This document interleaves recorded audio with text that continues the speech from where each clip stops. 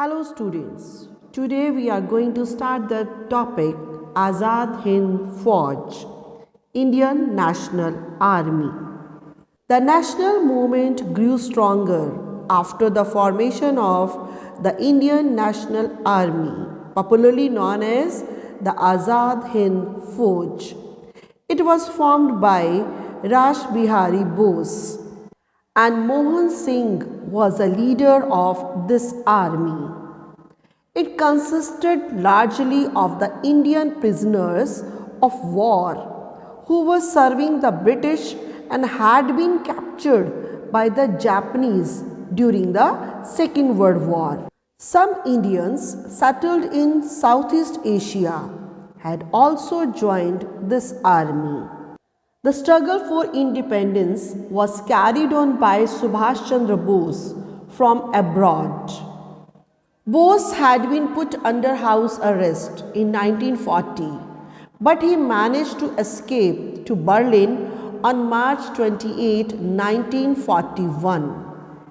He tried to raise an Indian army and urged his countrymen to rise in arms against the British. On an invitation from Rash Bihari Bose, Subhash Chandra Bose came to East Asia on June 13, 1943, and he was made president of the Indian Independence League and the leader of Azad Hind Fauj. On 21st October 1943, he declared the formation of the Provisional Government of Independent India in Singapore. Then he went to the Andaman and hoisted the Indian national flag there. In 1944, the Azad Hind Fauj attempted to enter India through the northeastern route. Netaji also took the help of Japan to organize an anti-British revolt. His slogans of Delhi Chalo and Jai Hind won many supporters to his cause. He promised independence to Indians, saying, "Give me blood and I shall give you freedom. तुम मुझे खून दो, मैं तुम्हें आज़ादी दूंगा." In March 1944, the Indian flag was hoisted at Kohima. Do you know a separate women's regiment called the Rani Jhansi Regiment was formed, and it was led by Captain Lakshmi Swaminathan. Women also joined his army in large numbers. Unfortunately, the Azad Hind Fauj failed to liberate India from British rule. What happened to Netaji remains a mystery. It is said that he lost his life in an air crash in August 1945. The brave soldiers of the Azad Hind Fauj, however, became national heroes, and songs of their bravery were sung all over the country. In February 1946, the cabinet mission arrived in India.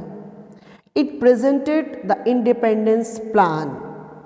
The plan proposed the formation of an interim government. As suggested by the cabinet mission, an interim government headed by Jawaharlal Nehru was formed. In December 1946, the Constituent Assembly started the work of framing a constitution for India. The Muslim League and the Indian Prince refused to participate in the working of the Constituent Assembly. The Muslim League demanded a separate country for the Muslims. Lord Mountbatten came to India in March 1947 as the new Viceroy, and he presented a plan according to which India was to be divided into two countries, India and Pakistan, and the princely states could join either. Meanwhile, Hindu-Muslim riots had broken out in many parts. Lakhs of people were killed and millions became homeless. Gandhiji kept a fast unto death to stop these killings. To prevent further killings, the Congress reluctantly agreed to the partition. At that time, it was perhaps the only option left to prevent a civil war. A separate country comprising of West Punjab, Sindh, North-West Frontier Province and East Bengal was created. It was called Pakistan. On 15 August 1947, India became independent after almost 200 years of British rule. Jawaharlal Nehru became the first Prime Minister of India. Within months of achieving independence, India went into mourning again. On 30th January 1948, Mahatma Gandhi, the father of the nation and a symbol of India's freedom, was shot dead. The man who stood for peace, non-violence and communal harmony fell a victim to the forces of communalism. He was shot dead by Nathuram Godse in New Delhi.